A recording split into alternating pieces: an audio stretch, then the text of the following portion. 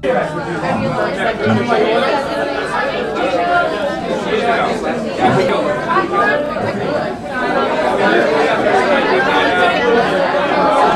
your name for the camera? It's Elizabeth Rose.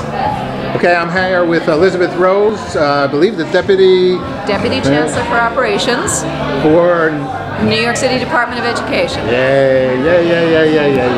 So we're here at the Super Happy Healthy Kids event, and education is a dream to, and not a dream, is a reality to make kids happy and to learn and educate. So, or actually, you tell me, what is the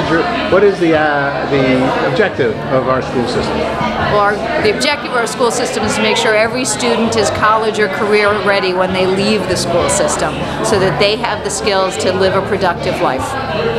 All right, that's clearly stated. And how are we doing? We are making tremendous progress.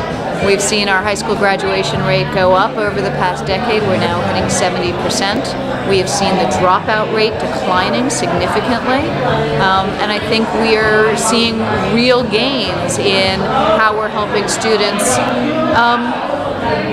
develop the strengths in life, both personal and academic, that they'll be prepared for doing something next. We have something like 1,700 schools, something, is that right? A big number like that?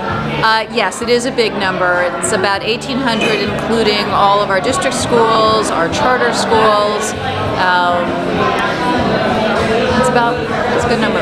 So when you come in, have you been with the Board of Education for a while? So I've been with the Department of Education for about 6.5 years. Okay, and is this like a dream job for you? You know, this came out of a real transition in my life. It's not something I ever expected. I spent most of my career in the private sector. But as I got involved in issues with the department, as a parent, I became more and more interested. And I ultimately found that the work that I was doing with the DOE was far more interesting than my private sector life. And so I talked to some folks there, and they eventually hired me for a planning job as Director of Planning for Manhattan. And I've simply gone from interesting project and assignment to another more interesting project and assignment at the DOE. And I was the Chief of Staff to the former Deputy Chancellor for Operations for 2.5 years until she could no longer continue and retired. And so I feel very lucky and fortunate to be in the role I'm in.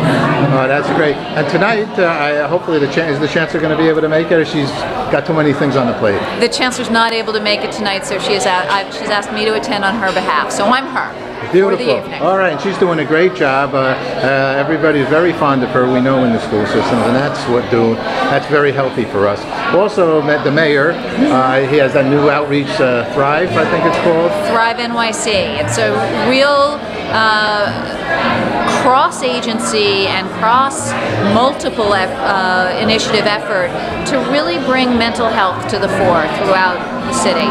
And we have a number of initiatives within the Department of Education, because we do recognize that a child's ability to succeed is not only academic, it's also social-emotional. And mental health is a real issue for many of our students, particularly students living with poverty, living with trauma, living in difficult circumstances. And so we have a number of initiatives that we hope will make a real difference for them.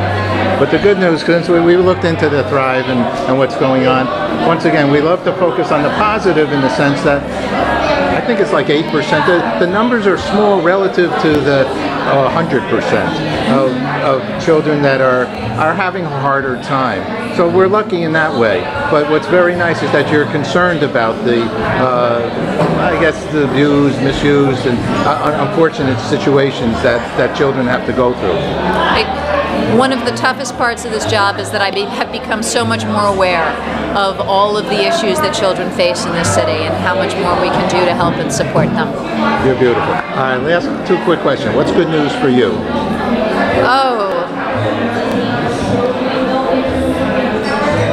Good news for me was I had a meeting yesterday where I really felt like I connected with somebody about how do we increase social emotional learning in our school. So I take every day, I put one foot in front of the other, and there's good news every day. You just have to look for it.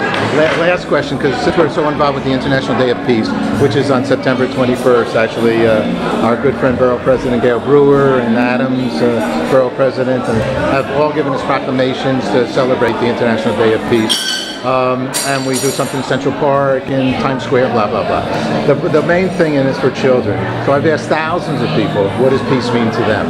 What does peace mean to you?